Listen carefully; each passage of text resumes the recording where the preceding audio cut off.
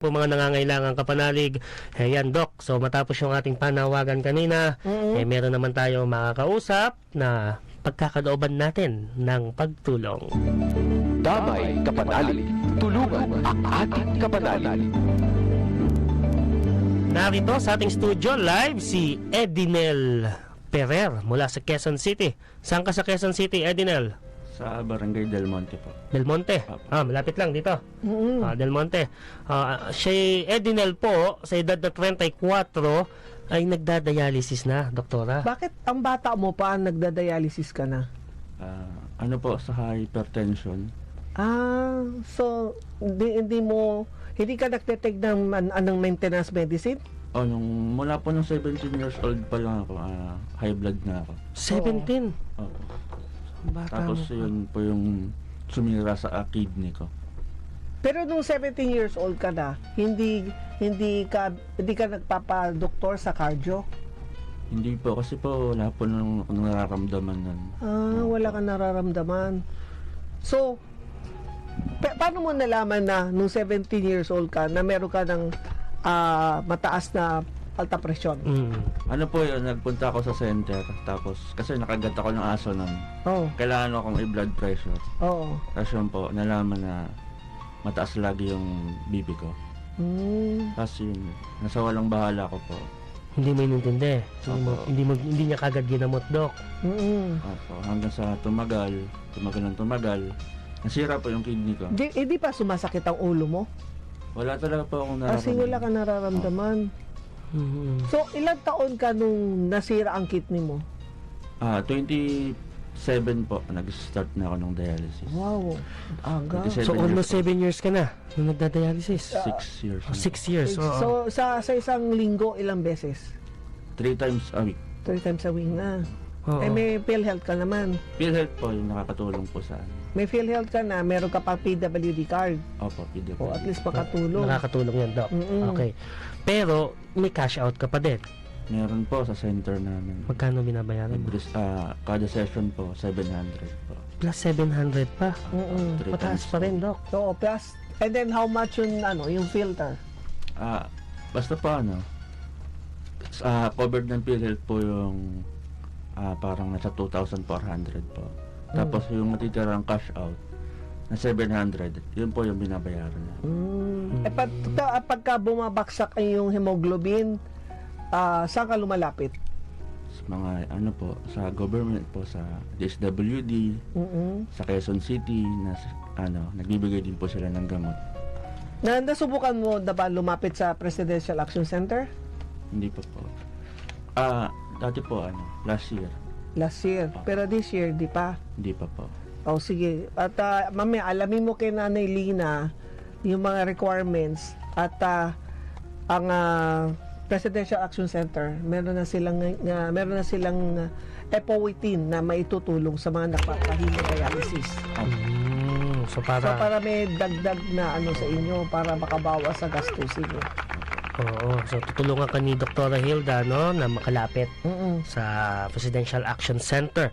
Pero, sa ngayon, Edinel, sino ba tumutulong at nag-aalaga sa'yo? Yung papa ko lang po yung nagkatrabaho sa amin. Wala ka pang pamilya? Meron po akong kalibin partner. Yun po, nakakatulong din po sa akin. Yung partner? Bali po kasi dalawa po kami may sakit. Yung nanay ko rin po may breast cancer. Ang nanay mo may breast cancer? Kaya ako lang talaga yung naglalakad ng mga gamot ko. Tsaka yung nanay ko rin po, naglalakad din po ng mga gamot. Dalawa po kasi kami may sakit. Nagkikimo na yung nanay mo? Bali po yung oral lang. Oral gamot. chemo. Oral chemo. Alright. So, si Edinel po, nagdadialysis ilang beses kada linggo? 3 times. 3 beses, Doc, So, ngayon, wala kang nakatak ng dialysis. Bukas pa? Bukas pa po. Bukas pa. Oo. Ikaw ba'y nakamotorsiklo? Magpunta mo rito? Lang po. Nag-commute siya. So, gaya nung kanina, Doc, tayo nagbibigay ng pagkakataon sa mga nangangailangan tulad ni Edinel. Pero awa ng Diyos, Doc, sa pagkakataong ito, kami ni Doktora may hawak na may babahagi para sa iyo, Edinel. So, ayan po, Doktora, ay client endorsement form para sa kanyang Para sa magamit mo sa iyong hemodialysis. hemodialysis. Ito ay nakakahalaga ng 5,000 piso. 5,000 pesos. Worth 5,000. Maraming salamat po sa Caritas at saka sa mga tumulong sa aking pong dialysis. Saka po sa Panginoon, meron pong ganitong programa na makakatulong po sa mga may karamdaman tulad ko. Amen. So, importante yung pananampalataya mo, ha, Edinel? Yan ang ating sandigan. Kaya't nagkakaroon tayo ng mga ganitong pagkakataon. At ito nga, Doktora, ito idadalhin ni Edinel para magamit na niya sa kanyang dialysis centers. Ikaw ay sa St. Therese Dialysis Center. So, worth 5,000. So, yung 5,000 mo, pwede sa ilang cycle yan? Siguro po mga... Kung 700, 700 sabi mo? Apo. Kung 700, Siguro naglalaro ng mga 7. oo. Ano? Kasi minsan, Dok, may bigla pang pangangailangan niya na injection, tama ba? Pwede siya 7. Oo, hanggang 7. Pwede siya sa 7. Oo. So, 7 cash out mo na ang re-resolve nitong dadalhin mong ito. Okay? Salamat po. Oo. And then punta rin po kayo sa Presidential Action Center para do sa yung appointing. Okay. Para makasama ka na sa kanilang database. At matulungan ka rin, ano? Okay. So, maraming salamat, Edinel, sa pagtitiwala at dadalhin mo ito kay Nanay Lina. Tapos, sabi mo nga, may sakit si nanay mo. Tapos si tatay mo nagtatrabaho, ano? O, si partner mo din. Eto, dalhin mo yung Enerbon multivitamins para meron kayong pangkontra sa iba yung karamdaman. Okay? Ayan. Alright. So, maraming salamat, Edinel. Pagpalain ka ng Panginoon. Maraming salamat po. Pagpalain dito.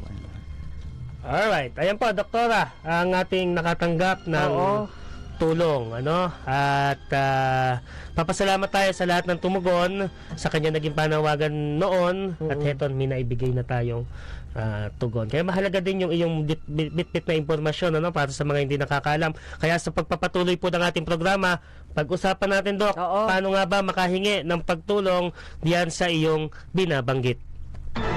Caritas in action. Oras 9:00